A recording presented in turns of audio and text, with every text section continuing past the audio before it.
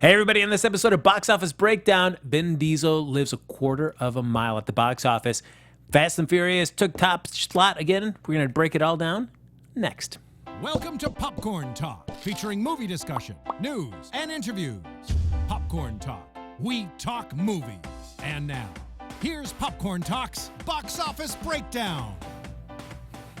Hey, everybody, welcome to Box Office Breakdown here on Popcorn Talk. Of course, this is the show that looks back at the box office that was, and then we like to prognosticate. I was just laughing in the chat room. Guys, Yep. we're just prepping. That's why, our start time fluctuates a little. That's right. It just felt so good to have you say that because being gone last week, I it was know. Did you survive? it was a sad day. Didn't Neil say it for you? Neil. Oh, no. Neil just mocked me. Oh, I'm so sorry. We participated about the box office that lay ahead. I'm one of your hosts, Frank Moran. You can follow me on Twitter and Instagram. My sweet 285 followers would love to have you amongst them. At @PicoJackie. And what's up, guys? My name is Kari Lane. You can follow me on Twitter and Instagram at Kari D Lane. That's KARIDLANE. Going strong, over 1,200 people. Look Yeah, at that. I'm trying. And yes, guys, sorry I was gone last week. I was at the Indian Film Festival of Los Angeles covering that as press. And so I'm glad to be back, but it was a fun festival. And they had a cool photo booth. She had to throw Yes. on pedals and stuff. That was cool. Confetti, yeah. Confetti, that was cool. It's on my Instagram. Loved it. It was very And I cool. think I put it on Twitter, too. And as always, the third person that makes us just sound and look so great, we've got Neil in the booth. What is going on, movie watchers? And Neil, where can they find you, sir? Yeah, you can find me everywhere where there's a Twitter or a YouTube, I guess, or a yeah. whatever, at the Neil Plumley. That is TheNeilPlumley. I love it. I love it. Music to my ears. And as always, folks, you can like us on Facebook, give us those 5 stars on iTunes, subscribe to the YouTube channel, and, of course, hop in the chat. We've got the chat app running. I know you folks are actively in there, just welcoming Kari back. Look at that. I was going to say, quick update. So there's 2 things. One, I was just talking with the director of the horror film that I was the AD on, and that one is they just finished the main cut. Now they're working on visual effects. So I'm not in it, but I worked on it, and I was a lot behind the scenes. Like, you don't realize how much you got to do until you're doing it. Not that they couldn't handle it, but, it's a lot. And then that's called Followed. And then I did see a film that I don't think I talked about in here, but I'm in a horror film called The Dark Tapes. And it's a teeny tiny part. By the end, I had lines in another scene, totally got cut. But that one is coming to a few online sources and such. So look for The Dark Tapes. I'm in. It's like a horror anthology. So there's a bunch of little vignettes. So I'm in an anthology of webcam people. I'm not a webcam person, but I'm watching someone who is. Ooh, being a voyeur. Yes, I'm the one female in the room voyeuring this one other woman. Oh, interesting. Yeah. Oh, look at So you. they're like, oh, there's a girl in the room, and I'm like, oh, great, that's all right. Because you're there, and they're telling you what to do, but you don't know what. But it came out cool. Like they have the girl who's being watched, and then the different people watching her of framing it. Oh. And so I'm one of those people. So if you watch it, that's me. Oh, look at that. But yeah. Kari Lane, just making it happen. Check it out. So, folks, we're going to break down our top 5 at the box office. And, of course, last week's box office bet was the only film that was coming out this week was The Fate of the Furious. So we did a big bet on there. How close were you? I did 140. Neil went even stronger, went 150. Wow. At least domestically, we way overshot the mark. I know. Came in at $100 million. Just a hair over that from That's Universal still. I was going to say it's still good. Most other recent box office numbers are not that high. No, and you got to think this is the 8th film in a series. And certainly the 7th film had the death of Paul Walker and how that was going to be addressed, so that's going to bring even more attention to it. So I think Universal is aware that, 8th is not going to pull in the numbers of 7 just because it doesn't have that kind of same situation about it. But still, who's going to complain about the 8th film in a series still opening up at least $100 million domestically?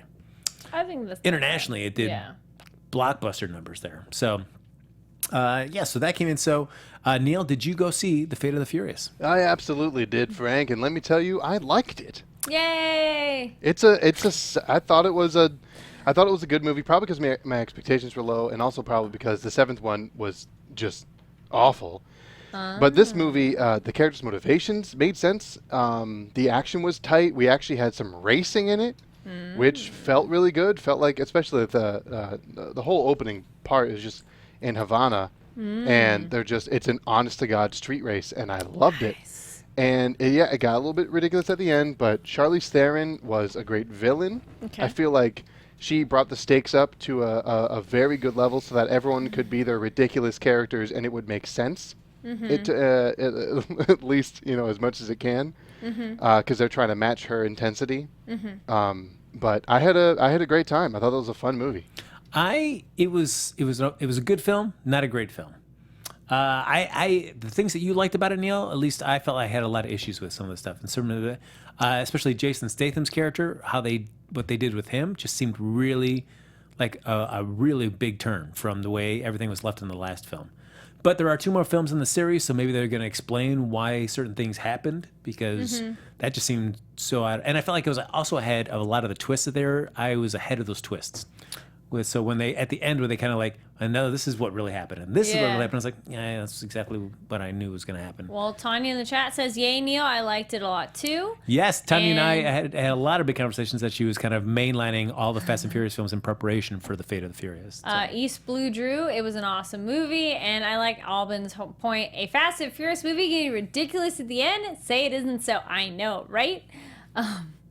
Well, I think they might be referring to you. CA 1987 thinks we got a hater. I love You're not a hater. No, I love the franchise. No. This one was just, I felt like they were going, Right? This one just wasn't as good as I was hoping it was going to be. I agree with Sky Patterson. The franchise is just always crazy ridiculous. I haven't seen the 7th, but I recently marathon 1 through 6. I bought that as a box set because 7 wasn't part of it yet. But I enjoyed all of them, actually. They're all fun in their own way. I actually felt 2 was one of the weaker ones, and I actually like Tokyo Drift, even though that gets a lot of criticism. I'm like, well, it's different characters, so that kind of throws you off a little bit. But overall, it's a fun movie. But 2, I think there's some pacing and directorial change that I didn't really like. But overall, they're all fun action movies. If anybody takes them seriously, it's like, come on. It's like watching the trailer. You know what you're getting. I don't know why people get surprised. It's like, you watched the trailer, right? Yeah. This is one where, like, this is what you got what you came for. Neil, did you miss having Paul Walker in the mix? Yeah. Do you feel like Scott Eastwood is as a fine substitute for Paul Walker? Well, I don't think they're ever trying to sub Paul Walker. Obviously they're trying to fill the gap that he left. And they filled it with a completely different character, which I thought was wildly appropriate. I don't if they try to make Scott Eastwood like a Brian character, that would have fallen way too flat. Because there's zero relationship between him and anybody there, and that was the whole point of Brian, right? He was of the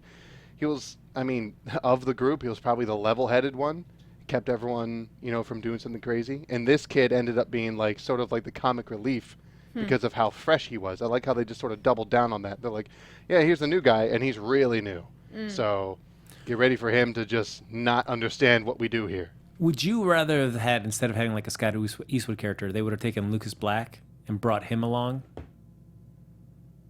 He was the Tokyo Drift guy. Right. I keep waiting for them to just sort of make him part of the group. Yeah. I feel like at least for one part, they come across a problem that they can't get into this certain area, and then Vin just calls them up. Yeah, I know a guy.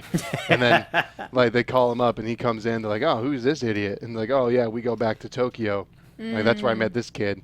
And then he comes in and drifts the balls off of something. And and then just leaves. That's his one part to play in the movie. I would love that. That would have been cool. I would absolutely love that. He never comes back in the franchise, right? He comes back in 7 briefly. I didn't see 7 there was yet, sort of a catch-up part in 7. Yeah. Where they bring it all around to what happened in Tokyo. Got it. Okay. And so he's in there for that. But I do want a line in the next film saying we need to drift the balls off of this. Who can we get? Just for that line, Neil. I would love that. Love it. All right. Hashtag started. That's right. Oh, East Blue Drew and CA 1987. Nobody likes Tokyo. No, it's actually not that bad. If you rewatch it, it's one of those. It's totally different, but it's actually really fun. it's one it changes the pace. I agree that it is a little bit like, whoa, wait, different characters, different vibe, but it was still cool within the whole world that's been built. Yeah. No, that is for sure. And it has other cool characters that fit in later. So well, if I remember correctly, Tokyo Drift almost killed the franchise, and to get the fourth one made, Vin Diesel had to leverage his house because the studio didn't want it. And then after the success of Fast and Furious, they went on and did Fast 5, which was also a very decent installment in the series, and then it just went from there to become one of the largest franchises in cinematic history. I feel like 5 is when it really just kind of clicked in. You put The Rock in there as somebody that was kind of chasing them down. I feel like that right here had all the components of it to make a really fun film.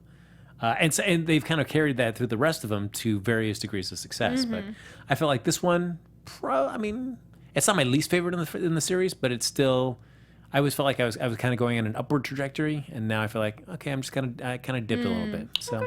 But they're also kind of resetting a new trilogy with 8, 9, and 10. So, this is kind of you're kind of setting all the pieces in place with 8. We'll see what 9 and 10 do to kind of close it out. All right, coming in at number 2, though, The Boss Baby from Fox, another $15.5 million. Okay, that's just kind of a crazy drop. That number 1 is $100 million, and number 2 is 15. Yeah. Nothing in the 20s or 30s. It's like, and... I think everybody knew that Fate of the Furious was going to just crush. Yes. So everybody just stayed well away from that weekend. Number 3, Beauty and the Beast, $13.6 million. Still holding on. Yeah. Number 4, we had the Smurfs, The Lost Village, another 6.5. That's another big drop from 13 to 6.5. And then finally, number 5, Going in Style, another 6.3. Pretty close to Smurfs. Yeah, it's yeah, I still don't want to see that movie though. I have to wait. That would definitely have to come to my home, then also prop open my eyeballs. But it was like put toothpicks underneath my eyelids. Like you will watch this movie. We'll do it together, Frank. All right. We'll get little pedicure baths for our feet, and we'll just put cucumbers, scrub on our face, and we'll watch it together. That would be. I cannot think of a better way to spend a day. That sounds amazing, Neil. That sounds so fun. I can't wait. Boys, go have fun. Now, internationally, though, we're talking about that, even though domestically did a little less than what people were predicting at the box office. They were kind of estimating around 110 for that. But internationally, though, it is shot off to a record $432.3 million debut at the international box office. Now, you couple that with the domestic's $100 million launch, and the worldwide debut is $532.5 million. Whew. The biggest global opening for a film ever. Well, there you go. Really? Wow. Yes. Fate of the Furious was in 63 territories this weekend and bested both Jurassic World's record offshore debut at 316.7, and with North America, Star Wars: The Force Awakens, $529 million worldwide bow. That was brought up in the shell too. I was reading two things. Sorry. One, it was brought up in the chat that it beats Star Wars, and then Emmanuel says Ghost in the Shell is out of here. Yeah. See you later. Yep. Bumped. Yeah. Let me just comment on these international numbers for a second, because this is insane. Yeah. It bested the second highest one by about 100 million. Yeah. That is unbelievable. Like, I knew that, and I'm sure that you speculated also that this would do better internationally than it did domestically because it has a wide appeal internationally. But I did not see this coming. These numbers they barely even make sense. The only reason that The Force Awakens is so close to its opening, its global opening weekend, is because it made $250 million domestically when The Force Awakens was released. Yeah, but you also think about like Star Wars: Force Awakens. There's like an appetite for that because it has been so long since you saw a continuation of the series from Return of the Jedi. Sure, you saw the prequels, but this is the first time you got to see a new storyline kind of progressing everything. Yeah, Fate of the Furious. That's the 8th installment that's been around like pretty much every 2 years. There's been another one around. So to have the 8th one just crush so hugely at the international box office is incredible. It's unbelievable. I think it's Muhamta. Biggest opening ever because it's a great movie. All right. Your mileage may vary on that, but there you go. I've heard both. Like from my friends, I've had friends absolutely love it. Oh my gosh, they're like, go see it right now, and then other people are like, it's okay. Other ones don't take it too seriously, so it's kind of a doesn't seem completely one way or the other. Yeah, as I said, I just have some kind of character issues with that. Yeah. I'm certainly willing to let them see what like Chris Morgan has in mind for scripts 9 and 10. That maybe might address some of those, and then maybe it may make me look back on 8 a little differently. Now, as a clear number 1 in all markets where he opened this weekend, Fate of the Furious dusted a bunch of records. It is the biggest opening weekend of all time in 17 markets, the top Universal debut in 21, and the biggest Fast and Furious franchise start in 32 markets. Now, basically, they're thinking about the Fate of the Furious original projections were thinking about $300 million overseas, with some as high as $400 million. But it was always going to be hinging kind of on the Middle Kingdom, kind of like the Asian markets there. And now, Fast 7, or there's the Furious 7. There you go. Currently holds the record as the number 1 import at $391.3 million, and it'd be foolish to bet against Fate of the Furious going to that ballpark when the dust settles. Now, local buzz is strong, and there's nothing coming up that looks like it's going to run it off the road anytime soon. I love all your puns. There you go. They are awesome. Now, also, Fate of the Furious, it crushes the box office, but there are other still films in the marketplace as well. Logan, the X-Men spinoff featuring Hugh Jackman, just hit another milestone today, crossing the $600 million worldwide mark. Beauty and the Beast crossed $1 billion earlier this week, is now at $1.043 billion, and has become the 22nd highest grossing movie of all time, topping Zootopia, Finding Dory, and Jurassic Park. And Lionsgate just finished its best calendar quarter ever that didn't include a Hunger Games or Twilight film, with $755.6 million at the worldwide box office. It's basically a breakdown of 364.1 domestic and 391.5 internationally. Basically lifted up by La La Land and John Wick Chapter 2.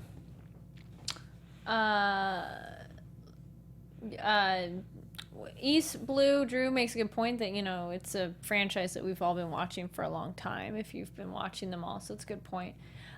Desmond Johnson, we're acting as if $100 million isn't that big of a deal, but not many movies are $100 million, and it's the 8th. No, it's big. I think the thing is maybe people are expecting, well, you went higher. Both of you went higher. I honestly thought it was going to be, and then I was reading over there, they were predicting 110, and then it came down at 100, but still, yeah, as we're saying. It's still good for the 8th in a franchise. Yeah, there's absolutely nobody that would turn away these numbers. They came like, if you're like, oh yeah, it's only the 8th movie and you get $100 million. Boo-hoo.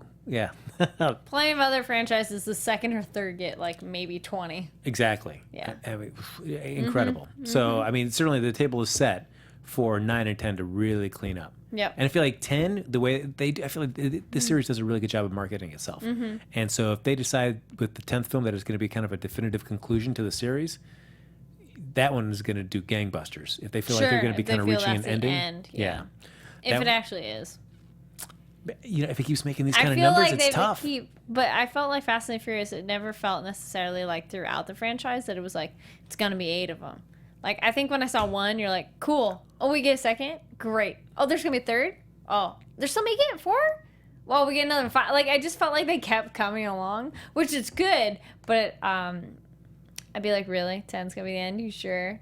Sure? Well, Vin Diesel said that he wants to stop at 10. Okay. However, with these numbers, I think they're going to pause at 10. I wouldn't be surprised if after the 10th one comes out, they wait about 8 years, and they don't rehash the series, but they bring it back from sort of where it left off, with maybe Dominic Toretto being like an older sort of like a director sort of character in whatever they're doing, or maybe like a new team starting up and they're like, we can't do this without the guidance of Dominic Toretto. Then they have to hunt him down and find him or something like that. But he would be more like an older character that would just advise them or whatever. Got it. Yeah, because if you look at Harry Potter, I mean, that franchise crushed at the box office. And then the series was done because, the books were done as well.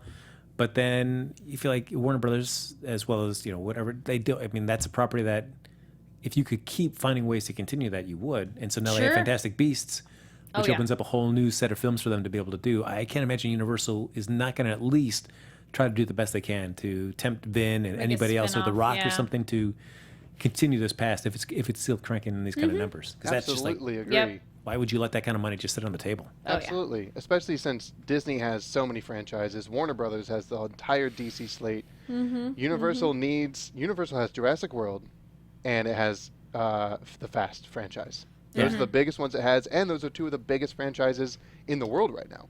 Yeah, and like we talked a little about this last week, if the monster universe does not really take off for them, they definitely, I feel like, are going to really make a play to keep this one going in some kind of shape or form. Yep. All right, so, ladies and gentlemen, that was a look at our international numbers, but now we got to start looking ahead. We're going to look back at what's coming up this weekend. We've got some fine films for your consideration for our box office bet, including Born in China, a documentary from Buena Vista. Lots of pandas and stuff like that in there. There's other animals too. Nope, it's only pandas. That's it. There's more than no just other animals pandas. exist. Nope, Because just it's all only the pandas. other animals and how they're the family and the little monkey and the faces. Oh, boy. So Oh, cute. boy. We also have The Promise with Poe Dameron. Oscar Isaacs. I should keep calling him Poe Dameron. From Open Road Films, a little drama there. And then we have Unforgettable. This looks like a bonkers film with Rosario Dawson and Katherine Heigl from Warner Brothers. It just seems so like cliche-y. And it looks awful. So white girl versus the black girl, and which guy is he gonna be with? It just was like, what? I have to be honest. Rosario Dawson, I feel like still a draw at the box office. Katherine Heigl, Not as much now. no. There is nothing about this. Like, how did It she just get looks this? cheesy. I can't imagine she's bringing really anybody into the theaters to go see this. I saw the trailer and I'm like, wait, why? Why did Rosario agree to that movie? Yeah. She's doing better stuff. No, for sure. Go back to Daredevil. Yeah. I don't know why she's doing this. I can see why Katherine Heigl, if somebody's going to offer a movie role, she's going to grab at it. Yeah. But I get zero interest. I want to see Katherine Heigl in this. Right? But anyway, folks. And it's so hard watching it from just the trailer. I'm like, Katherine Heigl's character seems like such a bitch that I can't associate with her. That I'm like, I clearly want him with Rosario Dawson. Yeah. She seems cool and chill, and you seem crazy. There's no debate on who I want the guy to be with. So, Is there any, even if they hadn't gone that over the top in the trailer, can you imagine any reality where you're going to be siding with Katherine Heigl over Rosario Dawson? No. I can't imagine that myself. So those are the films in contention for the box office bet. So folks, feel free to start chiming away in there in the box in the chat. I saw Albin was in there, so Albin, I'll look to you to kind of keep a running tally of what the people are voting on. Again, that's going to be Born in China, The thank Promise, you. and Unforgettable. East Blue Drew. It looks like that Beyonce movie. Yes, Obsessed. Yeah, Which I saw. Okay, Was that good? watch it as a comedy, and it's fantastic. I feel like this is the only way to watch this one. I watched it as a comedy with my friend because I was like, okay, this is gonna be so over the top. But we watched it as comedy. It was actually rather entertaining. Oh man! All right. But it's just so like, and not discredit the people in it. It's just the basic concept. You're just like, what? And so it's just so over the top that it's very comedic. Great. I wouldn't take it serious. Coming up here, before we do our official running of box office bet, our top 5 pick, Yep. we'd like to do a little box office rewind and look at somebody that's going to be in one of the upcoming films this week. Look back at some of their opening box office films there to kind of see how they rank. And I decided we're talking about Rosario Dawson. Why don't we take a look at her? Now, of course, her number one film is the Lego Batman movie. So we're going to, since that's just a vocal animated vocal performance, we're going to just ixnay that, and we're just going to focus on live action performances. So these are her top 5 non-Batman Lego box office movies. Coming at number 5, we've got Zookeeper from Sony back in 2011. $20 million. I did see that. It's okay. Yeah, I did not see It that. wasn't my kind of humor. It's Kevin James, yeah? Oh, I don't think he's funny. I do not. Like Paul Blart Mall Cop? Yeah. No desire to I see didn't those know. films. But Zookeeper had moments, and like they have a scene that was kind of funny in the movie, but overall, I was like, meh. Oh man, Yeah. I just no, Yep, I can't do it. Yep. And as much as I enjoy, well, at least early Adam Sandler, this later Adam Sandler, like with Grown Ups and stuff like that, and now he's moved over to Netflix more, doing more stuff. Yeah, I'm sorry, I just can't see him and Kevin James hanging out. Coming in number 5, number 4, Unstoppable from Fox back in 2010. $22.6 million. That's the Runaway Train with Denzel Washington and Chris Pine. That was actually pretty good. Like at first, I was like, but then watching it, I'm like, no, that's actually pretty good. Yeah, it's a fine. It doesn't break any new ground, but it's just like a solidly made little kind of action thriller. Number 3, Eagle Eye from Paramount and DreamWorks, began out in 2008. $29.1 million. That's one with Shia LaBeouf I didn't watch that and one. Michelle Moynihan Yeah, I didn't catch that one. and Billy Bob Thornton. That's like where they have that computer that becomes sentient, almost like that, Cyberdyne Industries. There you I go. did not get that one. Based on real. At number 2, Percy Jackson and the Olympians, The Lightning Thief, back in 2010, $31.2 million. I never saw any of the Percy That's Jackson the first films. one, right? Lightning Thief is the first one, I think. I saw the first one. I really liked it. It was very fun. It's very YA fiction kind of style, but I enjoyed that. I didn't catch the second one, but I have it on DVD. Yeah, it's just All right, fun. Power rank these. So you've got Hunger Games, Percy Yes. Jackson, Maze Runner, and the Insurgent series. Yes, Divergent. Divergent. What would you? How would you rank those? Oof. Well, technically, Percy Jackson's almost different though because they got superpowers because they're children of gods. So that makes Okay. it a little different category almost because it's not supernatural, but it's different. I'd say Hunger Games, Divergent, and Maze Runner are more similar in terms of young people in a perilous situation trying to survive. Percy Jackson is more finding yourself. It's not quite the same. Okay. And I like them all, but they're different. It's funny. I read all of them except Percy Jackson, and I watched them. Like Hunger Games is really cool, book and movie I liked. Divergent series, I like book and movie. And what else do we say? Maze Runner. Maze Runner, I like book and movie. And then I like Percy Jackson, but I didn't read that book. But they're just different. It's one of those, if you like them, you're going to watch the other ones too, probably. All right. I still have Maze Runner on my But, DVR. I still gotta watch that. So Maze Runner, I don't know if you haven't read the books how amazing it was. No, sorry, that was bad. But it's a really cool movie. I thought I like the second one as well, but I like post-apocalyptic movies. The book, they changed a bit of things, but it was still enjoyable. Yeah. Oh, all right. And then Divergent, I still have to read and see the third one. Yeah, and I guess whatever they're gonna do with are they gonna finish this Divergent? I think I was maybe going to TV to finish it out. Yeah, I think they did it and it just didn't do well. Yeah. And then, of course, number 1 for Rosario Dawson, we've got Men in Black 2, 2002, from Sony, $52.1 million. I did like the second one. I didn't like it as much as the first, of course, but I still liked it. I feel like if I had to rank it, I'd probably do 1, 3, 2. I actually like third because of the introduction to time travel Sure. and Josh Brolin playing young Tommy Lee Jones. I really like that. He did a good job. Yeah, I like that more than I like 2. So Yeah. I feel like we never picked up on Rosario Dawson's character in 3. So No. yeah. All right. So before we get going on doing our box office look ahead for this coming weekend, we also had a Star Wars Celebration happen in Orlando this weekend. I have Darth Vader socks on right now. I'm not at Star Wars Celebration, obviously, but I've got my Darth Vader socks They on. are repping, You know? even at this far distance. Yes. I retweeted a thing of it. There was a group of cosplayers who recreated Yes. a scene from the movie. So good. That was nicely So done. funny. I did enjoy that. It's like at first I'm like, what? Oh, I get it. It's so good. It's so creative and funny. You know? No, that was a good deal. And I do like as it would pan back to the Darth Vader, and he's just kind of walking Yes. through like this. Oh, when they get to the door, they're like, it's locked. Yeah. No, it's really good. I was gonna say not Star Wars, but last week, and I don't know when you guys are gonna see it when it's available, but Indian Film Festival, some of the films I saw that I really liked, that most likely the big films, the opening and closing night would be more accessible.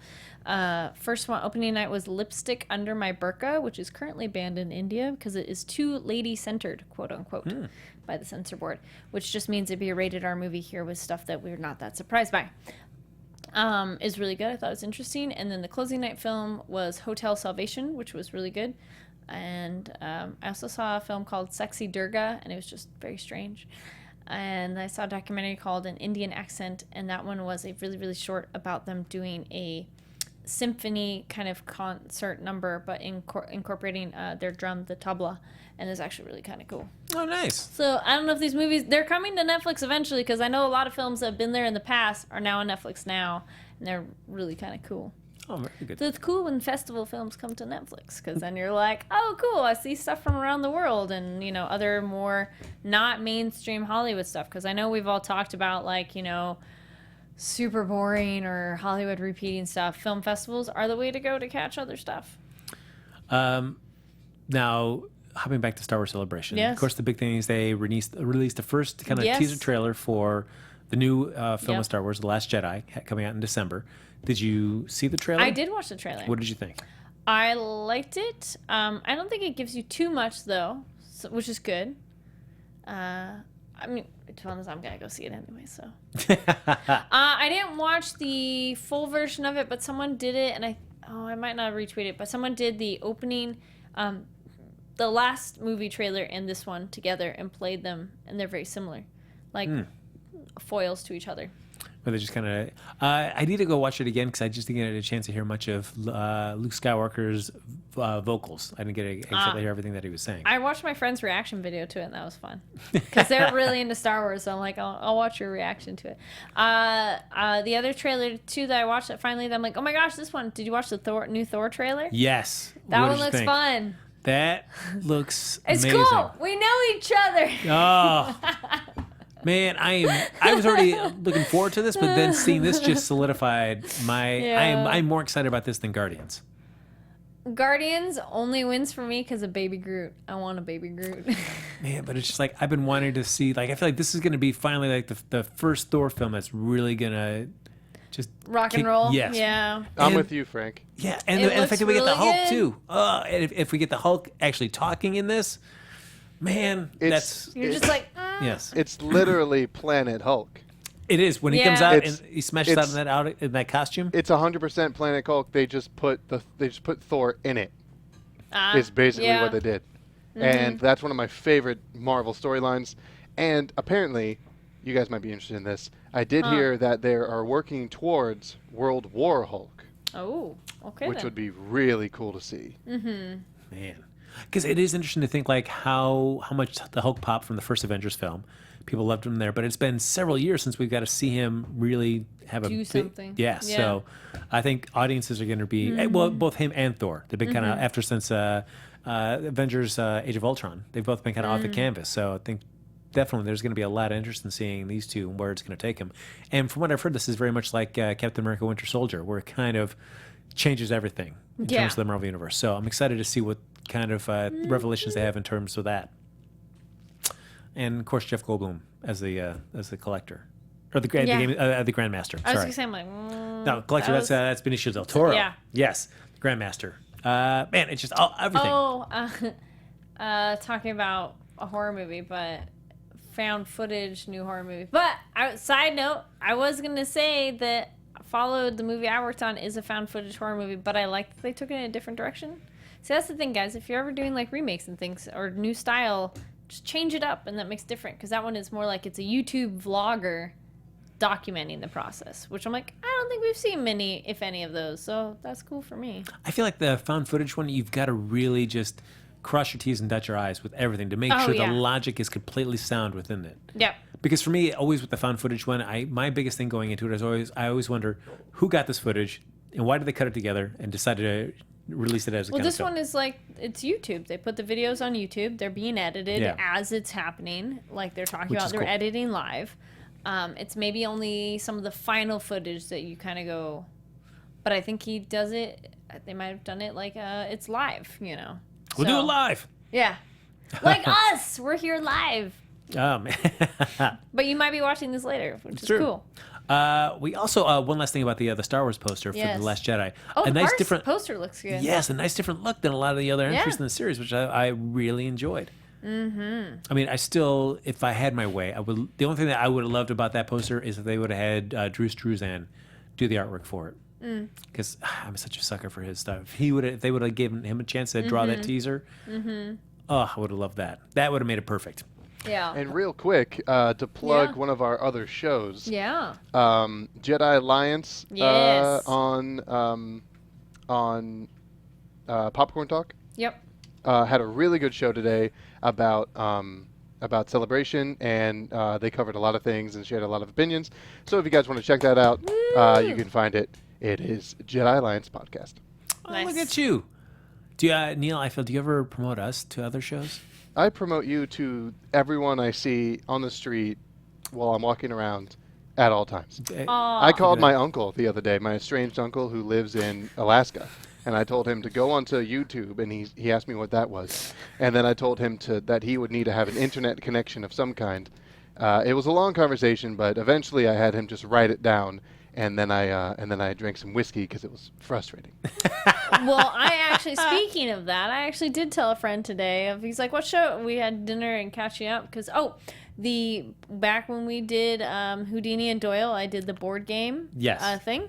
I got the game today, so my copy of it, and he was like, "What show do you have tonight?" I'm like, "It's box office breakdown. We talk about when movies come out." He's like, "I need to watch that because I've been wanting to get up to date on like when movies come out." I'm like, "Gotta watch our show." That's right. We talk about movies, what's coming out, and movies in general. It's all good. Oh yes, join us, won't you? Yeah. Oh, Tell your friends, guys. Get your friends to come join. There you go, and then also have whiskey on hand as well too, in case those conversations don't go well. Winona Earp, we did whiskey for our finale, which we might do that for our premiere when that happens in June. Are you a whiskey drinker? Yeah, I had a snake bite apple whiskey that was actually pretty good. I just imagine me just going smooth.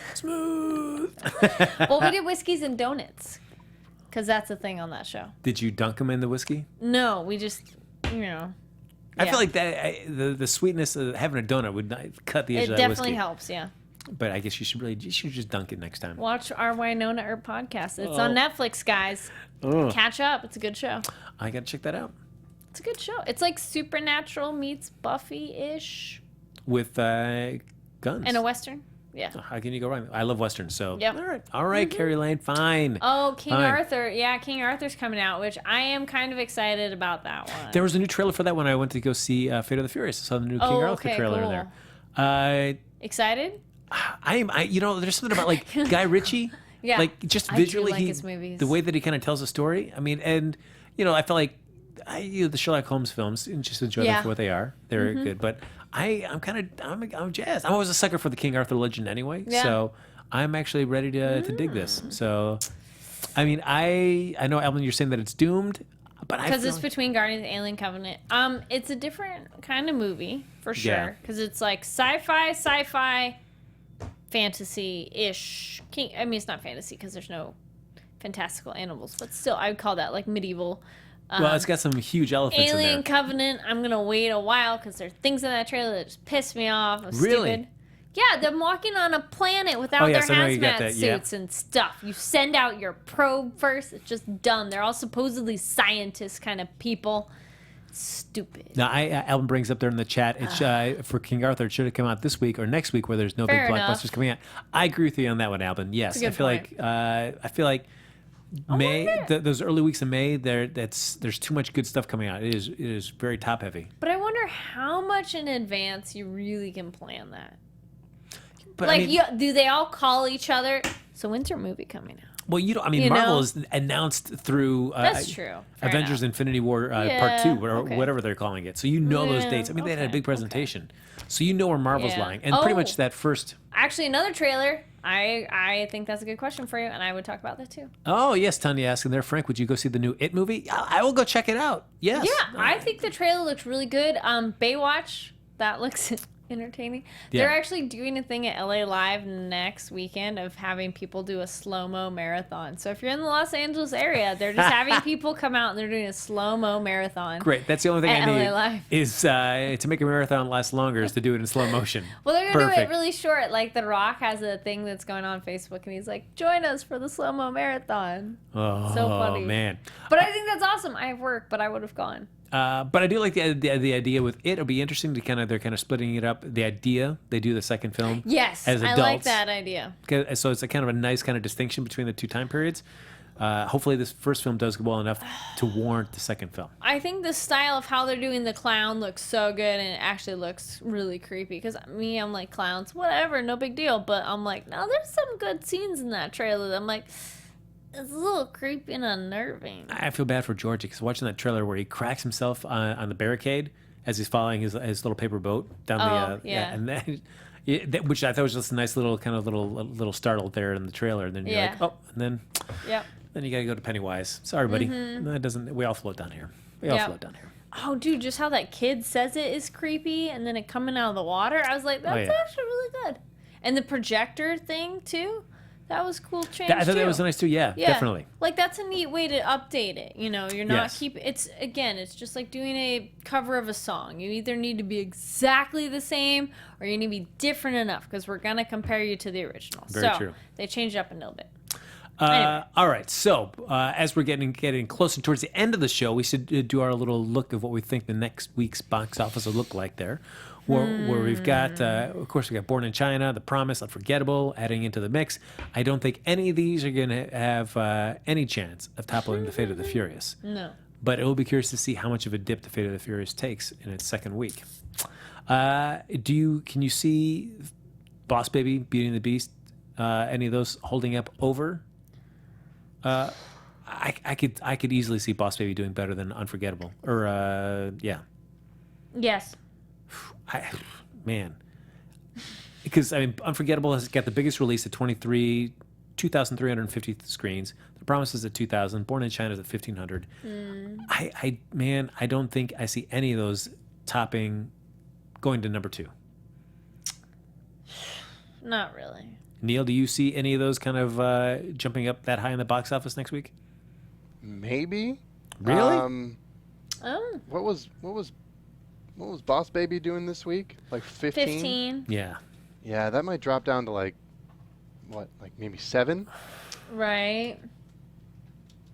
So I don't know. Maybe, So that's true. I If don't know. anything, even if they got 10, they would win. If it's anything, it's probably going to be Phoenix Forgotten, right? Mm-hmm. I've seen the most buzz and most ads for that one. But I don't know. Yeah. It could make like but I mean, a cool. It could make like a cool 9 mil. But I also feel like Phoenix Forgotten is only in 1,500 screens. I don't know. Right. I don't know if it's going to do has a big enough release to jump it up that high. All right. I'm going to, of course, I don't think Fast and Furious is going to take number 1. I think Unforgettable is going to, no, that would be ridiculous. Like, That was I'm a pretty one- sure you were kidding, but I Yeah. was like, whoa. That Fate of the Whoa. Furious, that's a Stop one the and done. presses. Yeah. You know, ugh, there you go. I don't even know if it's going to make the top 5 next week. Well, Alvin in the chat said Boss Baby was hilarious. Okay, Alvin. All right, so I will go Fate of the Furious. Go for it. Man, I feel like the one that's got it's gonna be terrible. I'm gonna go Boss Baby still number 2. Then I'll put Unforgettable. Oh, yeah, Unforgettable, Beauty and the Beast. I could see maybe the Phoenix Forgotten coming in at number 4. I think it could do better than Smurfs did. Yeah. And then, I think the Smurfs will be number 5. I'll do that. Oh gosh. I'm not that.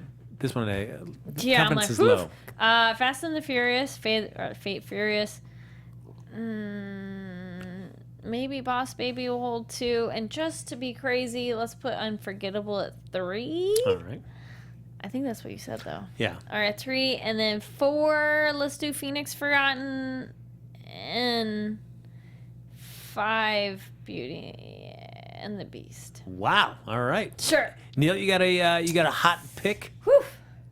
I don't think any of us have hot picks. No. This We're weekend. all like, oh. This is garbage. Yes. Yeah. Doing this. This feels like we're Yeah. talking like mid-January or mid-September for these films. It's Yeah. like, ugh. I think Fast will probably drop about 40%. Okay. I think there'll probably be a lot of ads on TV this week being like, this is the number 1 movie ever. And people might go out and see more of it. But who knows? I don't know. I don't know. Frank, you made some good arguments. I think I am going to go Boss Baby. And then, I don't know, Beauty, All right. Unforgettable, and Phoenix. Love All it. right. All right, ladies and gentlemen, real quickly, we're going to do our box office bet. Of course, as always, we take a bet on one of the films that you choose there in the chat room. The person that's closest will get to have bragging rights to the prognosticator of prognosticators. The loser will have to go see that film in the theater and tell us all about it. So looking there in the chat, it seemed like Unforgettable. Alvin, if you correct me if I'm wrong, that seemed to be the one that seemed to be getting the biggest traction there in the chat which is fantastic. That movie's going to make me sad to go see. Aw. Alvin, I cannot agree more. This week is hot garbage. So I feel like it's unforgettable. I think that's going to be it. But I said number 3. oh yes, again from Warner Brothers, 23, a little over 23,000 screens, and Okay. we've got Katherine Heigl, Rosario Dawson. What do we? Oh boy, what do we think this is going to do in the box office? Oh, this is going to be sad. All right. Oh. I did a number, but I'm like, I don't know. Oh man. All right. This looks. But this so- kind of throws off my number 2, but that's okay. We're going to ignore that. I got mine. All right. Okay. All right. I've got mine. All right. Neil, what have you got, sir? I'm gonna say 6.5. Oh my gosh! All right, I no. jumped high. All right, Kari Me Lane. too. Wait. Yes. Ah! I said 12. He said 11. Oh man! Oh, we're a little off today. Yes. We got last time. Where's this? You know, you were gone having fun last weekend, and we got to get we're getting back in sync. Yeah. Oh boy! All right. So somebody's gonna be seeing Oh. this. Oh man! All right. I feel I might be in the middle slot. I could have the safety spot. I don't know. It all depends on how this does. It'll be like 9. Yeah. Oh God! All right, ladies and gentlemen, that's gonna do it for this episode of Box Office Breakdown. But the fun doesn't stop here; it just gets started. Yeah. Of course, you can always like us on Facebook, give us those 5 stars on iTunes, subscribe to the YouTube channel, and if you're watching this later, Kari, what can they do? Well, they can give a thumbs up to the video and comment down below to let us know your predictions on what movies, what order it'll be for next week, and how much they'll make. Yeah. And how All excited? of them, any of them, doesn't matter. We're just curious. How excited you are for Unforgettable? Yeah. And if you want to continue the conversation with us even after the show's over, Kari Lane, where can they find you? Yes, you can find me on Twitter and Instagram at Kari D Lane. That's KARIDLANE, and Facebook at Kari Lane Actor. And Neil, where can they find you, sir? You guys can get me at the Neil Plumley. That's TheneilPlumley. I'm having a hard time just spelling my name tonight. It's It's okay, Neil. okay. It's okay. It's It's all right, buddy. You can follow me on Twitter and Instagram at HappyGoJackie, folks. We'll see you again next Sunday night for another hot episode of Box Office Breakdown. Oh, wait. Oh, Alvin, 11.5 for Unforgettable. Oh, all right. I like what you're thinking. 10.5 by For Sky. Bye, everybody. See ya. From producers Maria Menounos, Kevin Undergaro, Phil Svitek, and the entire Popcorn Talk Network, we would like to thank you for tuning in. For questions or comments, be sure to visit popcorntalk.com. I'm Sir Richard Wentworth, and this has been a presentation of the Popcorn Talk Network. The views expressed herein are those of the hosts only and do not necessarily reflect the views of the Popcorn Talk Network or its owners or principals.